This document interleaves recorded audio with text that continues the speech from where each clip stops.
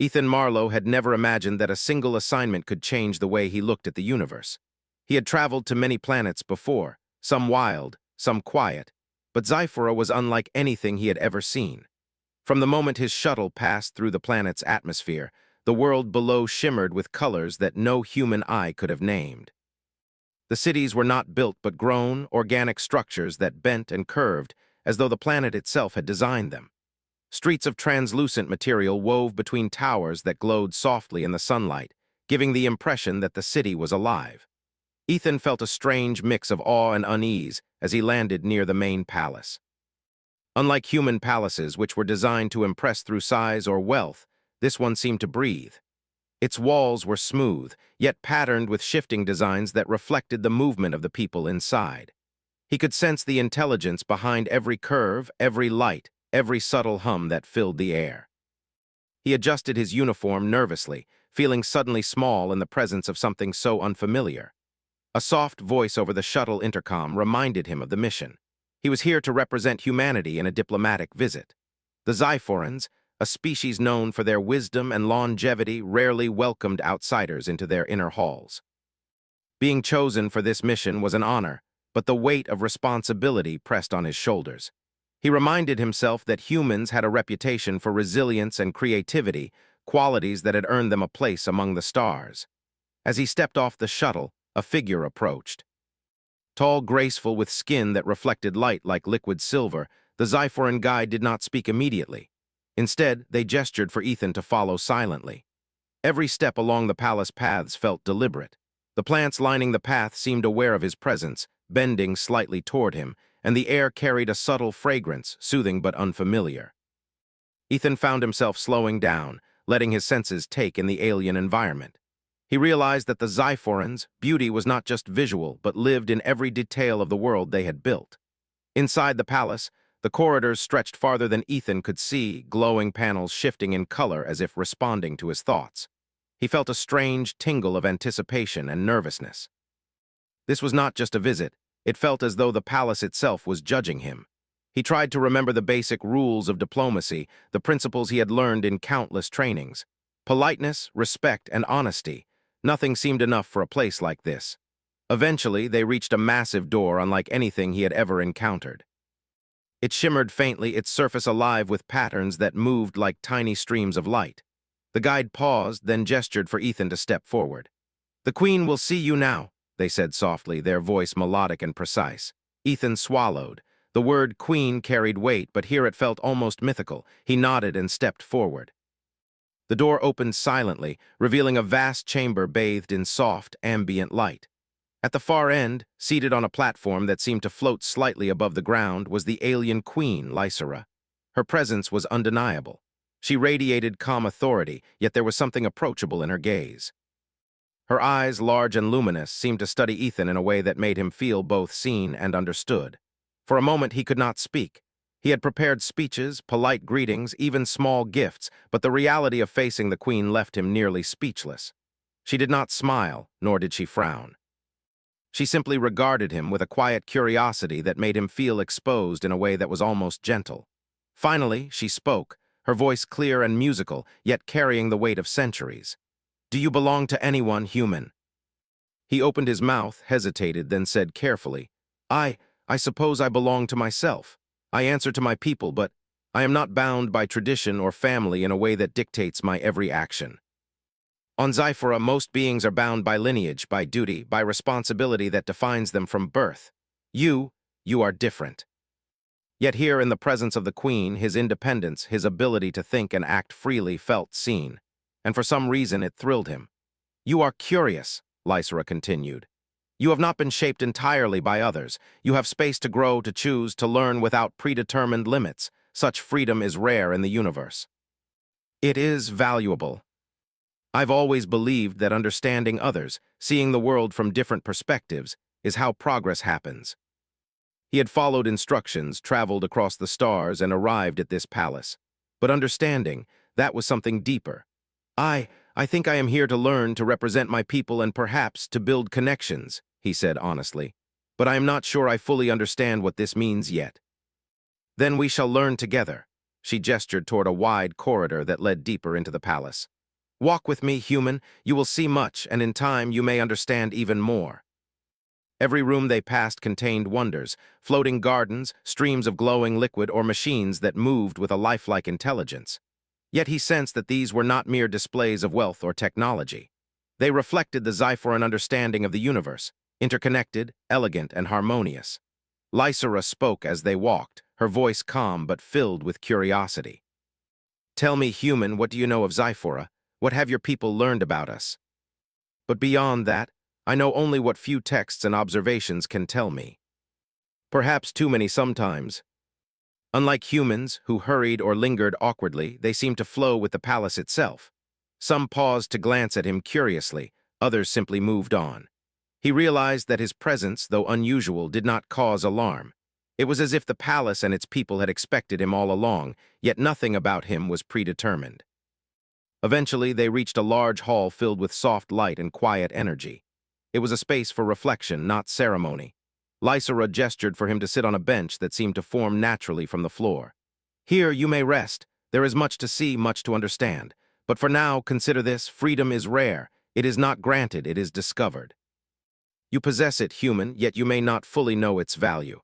That is why I have asked if you belong to anyone. You do not, and that makes you remarkable." And perhaps, in some subtle way, it was the beginning of a connection that could shape not only his life, but the lives of all who would come after. As he looked up at the Queen, he felt a sense of possibility he had never known. In her presence, the universe felt vast and welcoming, filled with lessons waiting to be learned. And though he did not yet know what lay ahead, he understood one thing clearly. The question of belonging was not about possession, control, or duty. It was about recognition, curiosity, and the potential to shape the future. For the first time in his life, Ethan felt truly seen, not just as a human, but as a being capable of remarkable thought, action, and wonder. And that realization filled him with a quiet excitement, a sense of purpose that stretched far beyond any mission he had ever undertaken. Ethan awoke in a chamber unlike any he had ever seen before. Soft light filled the room from sources that seemed to float in midair, casting gentle shadows across walls that pulsed subtly, as if the palace itself were alive. The air smelled faintly of sweet herbs, calming and soothing. He rubbed his eyes, still trying to process everything that had happened the day before. Meeting the Queen, being asked that strange yet profound question about belonging, it all seemed unreal. Yet here he was in the heart of Xyphora, about to begin a journey that would change his life. The Queen appeared as if from nowhere. Ethan did not hear her footsteps. It was almost as though she moved with the very light in the room. She paused at the center, her luminous eyes studying him with quiet intensity. "You slept well, human?" she asked, her voice gentle but carrying the weight of attention. "Yes, I think so," Ethan replied, sitting up carefully. "I didn't expect all of this. Your palace, your people, it's amazing. Everything is so alive." He had traveled to many worlds, yet none had felt so intelligent, so deliberate, and yet so welcoming at the same time. "I want to understand it all," he said honestly. "I want to see how your people think, how you live, and what makes Xyphora Xyphora. It is not bound by fear or tradition. You seek understanding because you want to, not because you must. That is why I asked if you belong to anyone. You do not, and that makes your mind free. A free mind can see things others cannot. It can discover solutions no one else can imagine." He had never thought of his independence as a strength in such a grand, cosmic sense.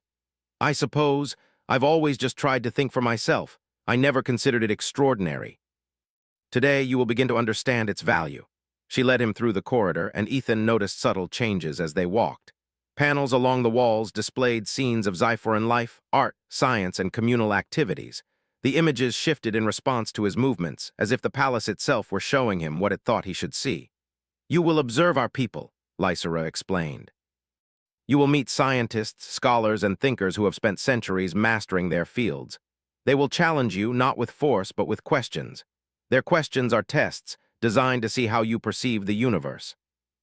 They were intellectual, emotional, and moral. They required creativity, empathy, and insight, qualities that humans often took for granted but that could shine brightly in the right circumstances. Their first stop was the Hall of Knowledge, a vast space filled with floating orbs, each containing data, images, and simulations of Xyphora's history, technology, and philosophy. Scholars moved gracefully among the orbs, interacting with them as if they were extensions of their own minds. Ethan's eyes widened. "This is incredible," he whispered. Lysera nodded. "You may explore, but observe carefully. Every interaction here is a test. How you perceive, analyze, and respond will show not only your understanding of Zyphora, but also the unique perspective of a human mind." But what struck him most was their patience. They did not rush. Every action was deliberate, thoughtful. Unlike human society, where speed and efficiency often dominated, Zyphorans measured success by understanding, not by quick results. A scholar approached him, their skin shimmering faintly in the soft light. "You are the human," they said, their voice musical yet calm. "We have observed your kind in texts and reports.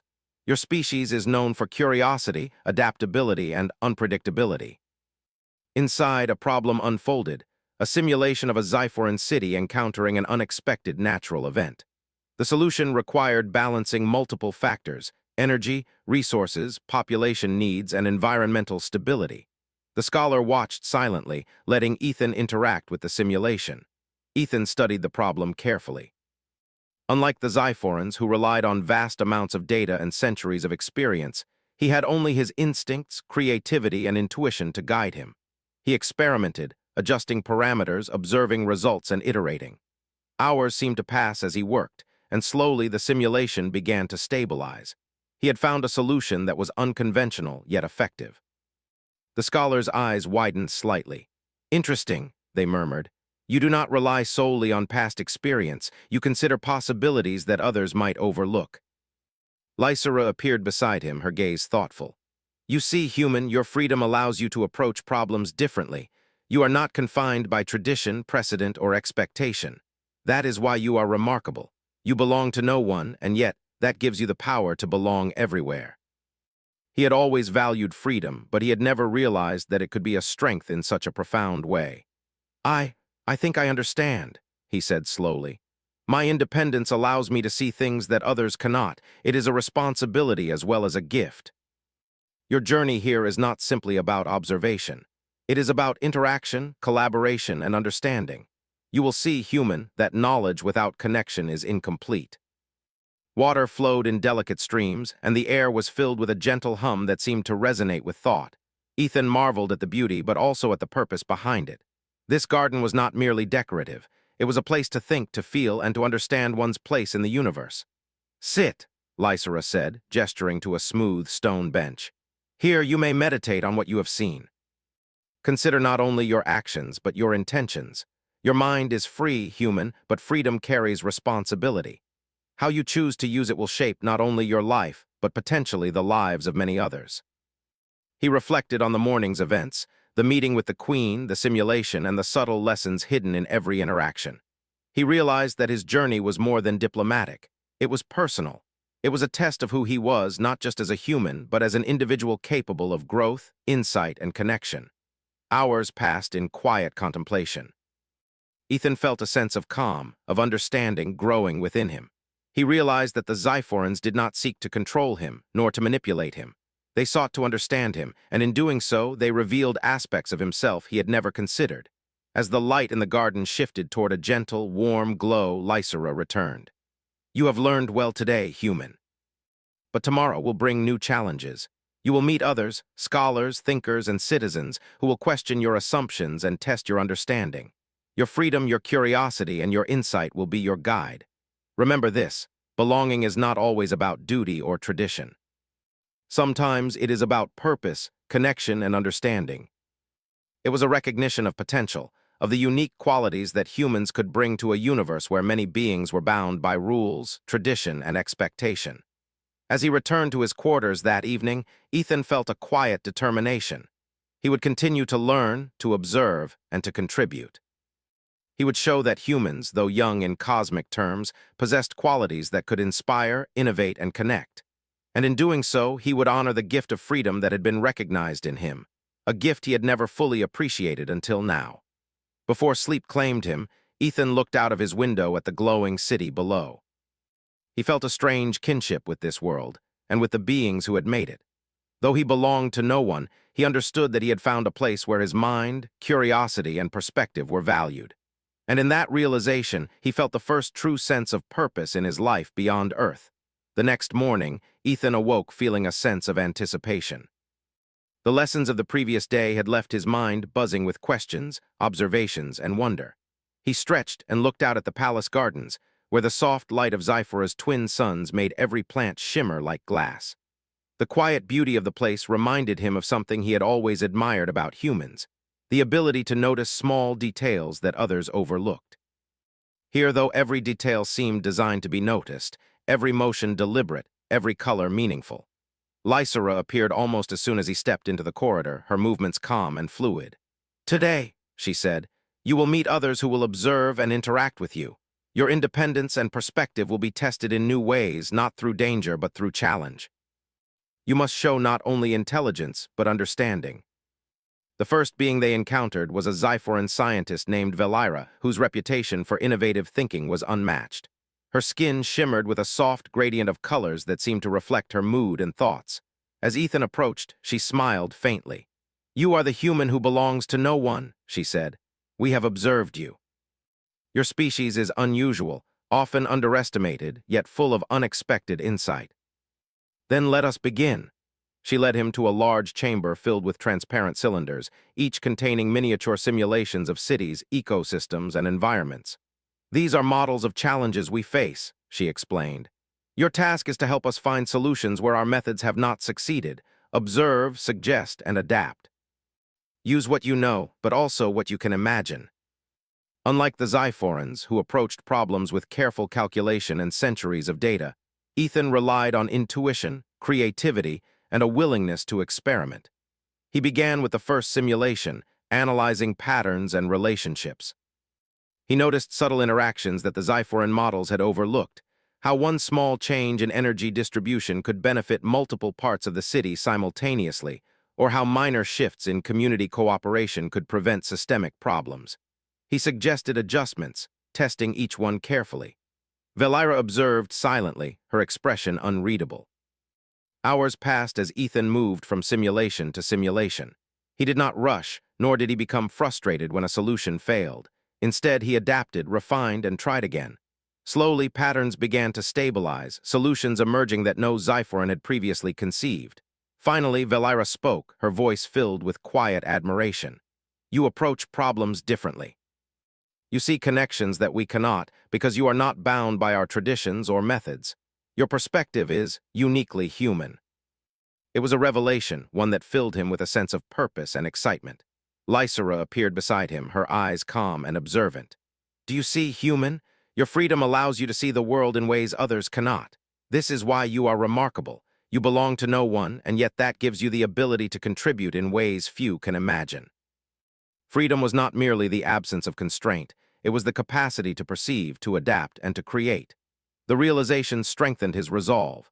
After leaving the chamber of simulations, Lysera led him to a large circular hall filled with Zyphorans engaged in discussion and study. "Here," she said, "you will practice collaboration, observe, interact, and contribute. Remember, understanding is not only about solving problems. It is about connecting, sharing ideas, and learning from one another." The Zyphorans spoke in a melodic language that humans could only partially understand, but the meaning was conveyed through gestures, visual displays, and subtle changes in color. He realized that communication was more than words. It was intention, emotion, and understanding combined. One Zyphoran approached him, a scholar named Lurel, who specialized in interstellar culture and diplomacy. She spoke directly, her words translated into common human language. "Human, your perspective is valued. We have seen how you approach challenges with creativity and empathy. Now, we wish to understand how you see connection between people, between ideas, between worlds. If you see another being not as a tool or obstacle, but as someone with their own thoughts and value, you can build bridges. Ideas can flow, collaboration can grow, and solutions can emerge that no single person could achieve alone. It is the meeting of minds, each contributing their unique vision. This is something many beings struggle with. You humans, you do it naturally." It was a realization he had never fully appreciated until now, how humans could thrive not by dominating, but by thinking differently, connecting, and innovating. The day continued with interactions, discussions, and exercises designed to test Ethan's understanding of culture, logic, and emotion. He found himself challenged in ways he had never anticipated, not by force, but by perspective. Each Xyphoran he met offered insights into their world, yet left gaps for him to fill with imagination and creativity. He began to see patterns and connections that even they had not anticipated, subtly altering outcomes and offering suggestions that harmonized with Xyphoran methods without contradicting them. By mid-afternoon, Ethan was invited to a quiet terrace overlooking a valley filled with luminous plants and flowing rivers of light. Lysera joined him, her gaze resting on the horizon. "You have done well today, human. You have observed, contributed, and adapted, yet there is more to understand. Knowledge alone is not enough. Understanding requires empathy, reflection, and awareness of one's impact on others. Your people are young among the stars, yet your qualities, curiosity, creativity, empathy, allow you to influence far beyond what you might imagine. You are a bridge between worlds, human. Your mind is free, yet your choices carry consequence." It was to contribute, to offer perspectives that could inspire change, innovation, and understanding. His independence, which he had once taken for granted, was now a tool of great value. As the twin suns began to set, casting a soft, golden glow over the valley, Ethan reflected on the day's lessons. He had learned that intelligence was not merely about knowledge, and creativity was not merely about invention. True understanding came from connection, between ideas, between beings, and between worlds. And humans, with their curiosity, adaptability, and empathy, possessed a unique ability to bridge those gaps. Lysera's voice interrupted his thoughts. "Tomorrow, you will face new challenges. You will encounter situations that require not only intellect, but judgment and insight. Remember what you have learned today. Your freedom allows you to see possibilities, and your choices define how you belong, not to a person, but to purpose itself." Now he realized he was becoming something more, a contributor, a thinker, and a bridge between worlds. His freedom, once a simple fact of life, had become a gift of great responsibility and potential. As night fell, and the soft glow of Xyphora's moons illuminated the palace gardens, Ethan returned to his quarters. He looked out at the city below, where lights shifted and shimmered as if alive, and felt a profound sense of connection. This world, these beings, and this queen had shown him the true value of human perspective, the ability to observe, to adapt, and to contribute with empathy and imagination. For the first time, Ethan understood that belonging was not about ownership, duty, or obligation. It was about purpose, understanding, and the choice to connect meaningfully with the universe around him. And in that understanding, he felt the first true sense of achievement and promise in his life beyond Earth. Ethan woke early, the soft glow of Xyphora's morning light filtering through his quarters. The palace, though familiar now, still held the quiet hum of intelligence and life that seemed to pulse through every wall, every corridor, every plant. He stretched, feeling a mixture of excitement and nervousness. Today, he would face challenges unlike any before, not simulations, not questions, but interactions that required judgment, empathy, and understanding of both people and ideas. Lysera was waiting in the corridor, her presence calm and reassuring. "Today," she said, "you will learn that knowledge and creativity are only parts of understanding. Empathy, insight, and intention are equally important. You will meet those whose perspectives differ from yours, whose experiences shape their choices. Listen, observe, and respond thoughtfully." He had already discovered that Xyphorans valued observation and reflection above all. They did not rush decisions, nor did they act without considering consequences. He understood that today would test not only his intelligence, but his ability to connect meaningfully with others.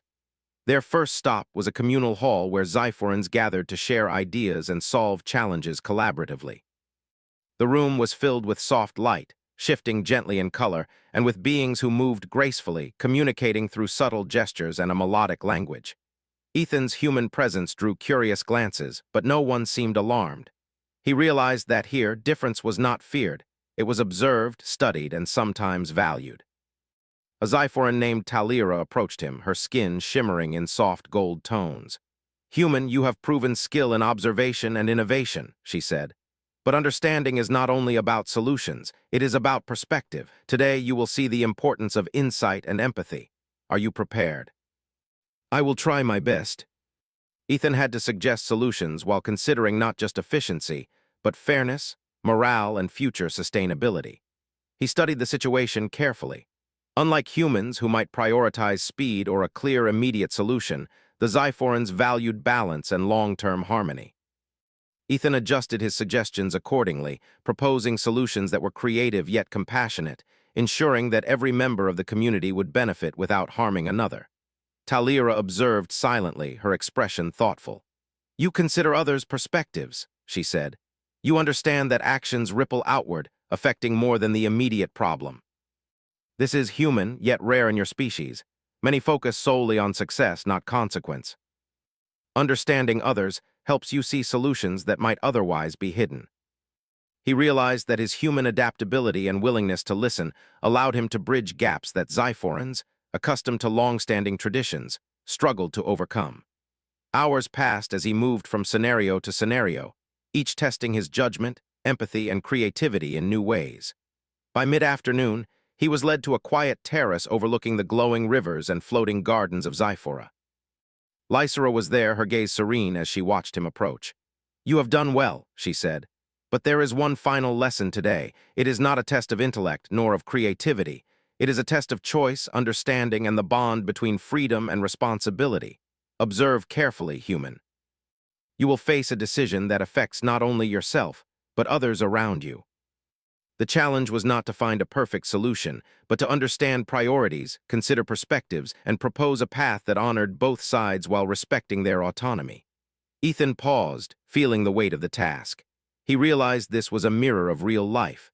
Every decision, no matter how small, affected others. Freedom was not simply the ability to choose. It was the responsibility to consider consequences, to act with insight and empathy. He spent hours analyzing the scenario, speaking with simulated representatives, listening to their concerns, and proposing compromises that respected both communities. Each adjustment required careful thought, balancing fairness, efficiency, and long-term impact. Finally, a solution emerged that was unconventional yet harmonious, a path that honored both perspectives and preserved the integrity of each community. Lysera watched him quietly. "You have done more than solve a problem," she said. "You have understood connection, choice, and responsibility. You see that freedom is not separation from others, but the ability to act thoughtfully within a larger web of consequence. You belong to no one, yet your choices create belonging for many." Freedom was not just about acting for oneself. It was about seeing the wider impact of actions, connecting with others, and shaping outcomes with intention and care. As the sun dipped lower, casting soft light across the gardens, Lysera guided him to a quiet pavilion. There he could reflect on the day's lessons. "Tomorrow," she said, "you will face your greatest challenge yet. It will test your creativity, empathy, and understanding on a larger scale. But for now, rest. Let your mind absorb what you have learned. Know that you have already proven remarkable human, not only through skill, but through insight and care." It was about growth, understanding, and contribution. Every interaction, every decision, every connection he made was a step toward something greater, a recognition that humans, with their independence, creativity, and empathy, could inspire and shape worlds without dominance or force. As he looked out at the glowing city below, Ethan reflected on the meaning of belonging. He did not belong to a person nor to a tradition, yet he felt a sense of connection that transcended ownership. His choices mattered, his perspective was valued, and his freedom allowed him to contribute in ways few could. Lysera's question from the first day, "Do you belong to anyone?" resonated deeply now.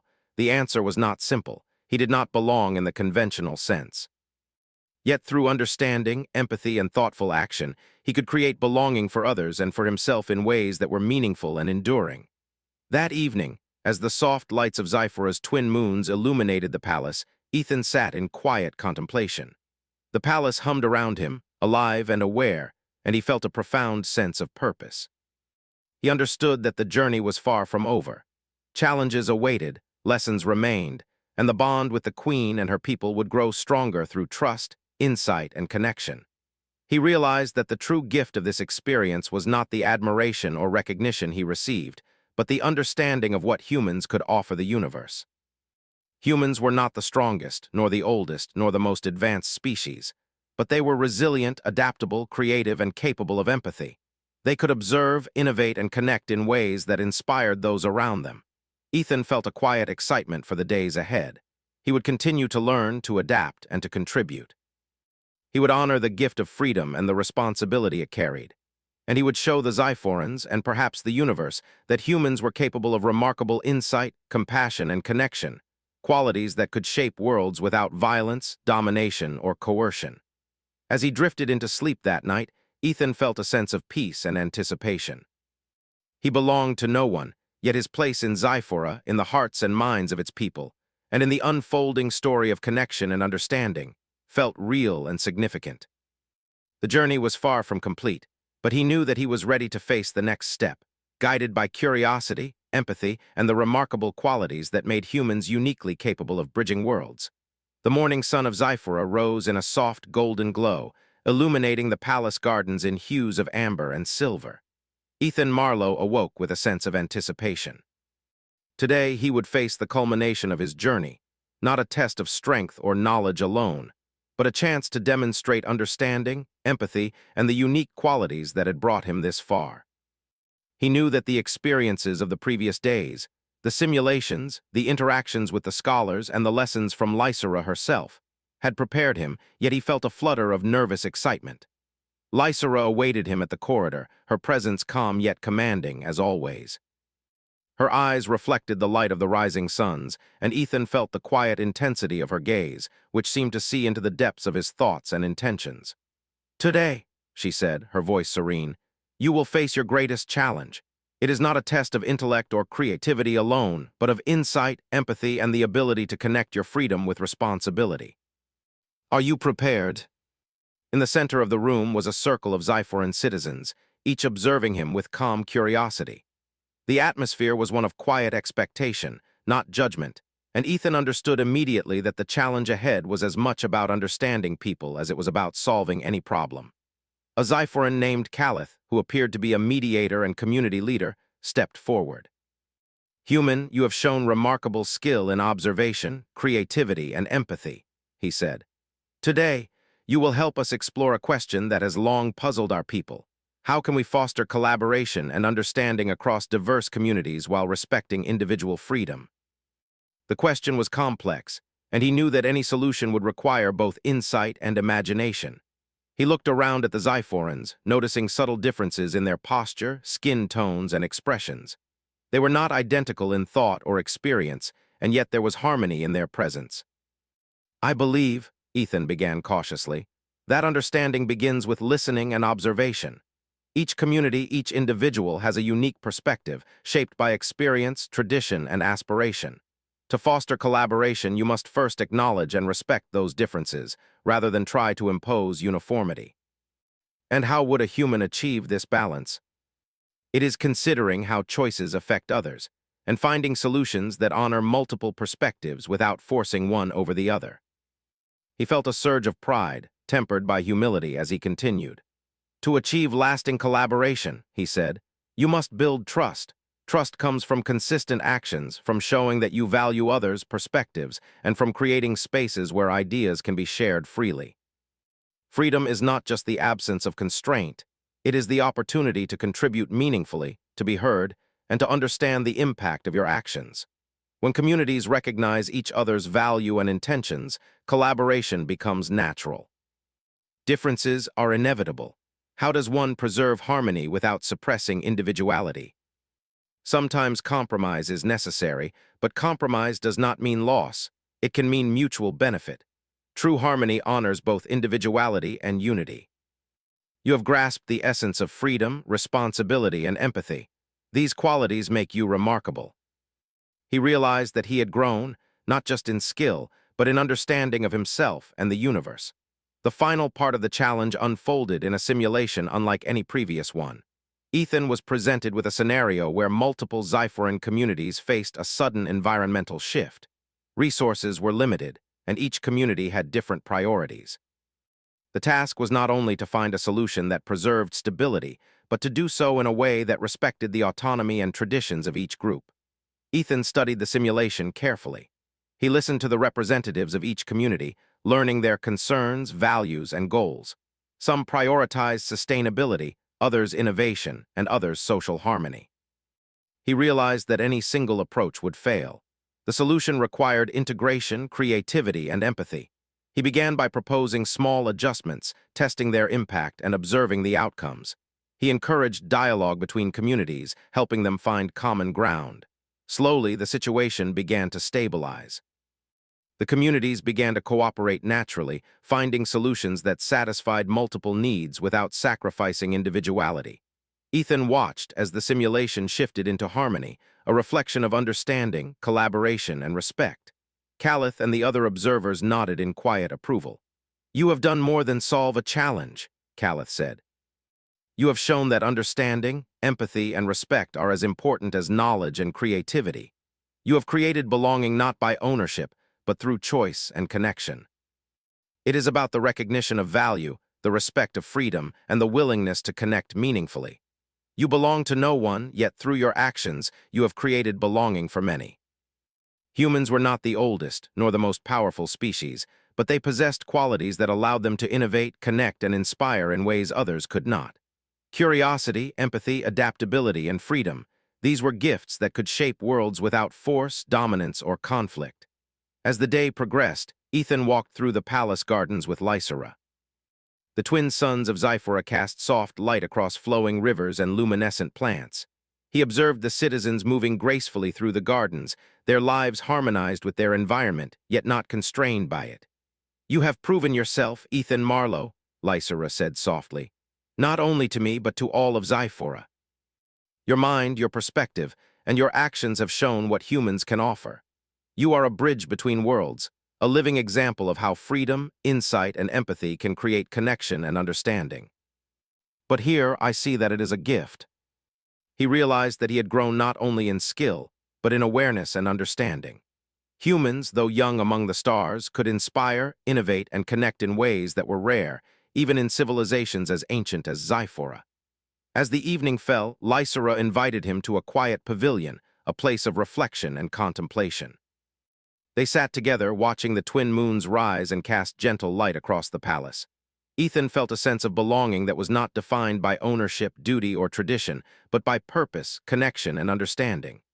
"You have done more than represent humanity," Lysera said softly. "You have shown that freedom, when combined with empathy and insight, creates a force that can bridge worlds. You belong to no one, yet through your choices, you create belonging for many. That is the essence of what humans can offer." "Precisely, you have learned well, human. The journey continues, of course. There will always be challenges, opportunities, and choices. But you have proven that humans, though young in the universe, have the qualities to inspire, innovate, and connect in ways others cannot.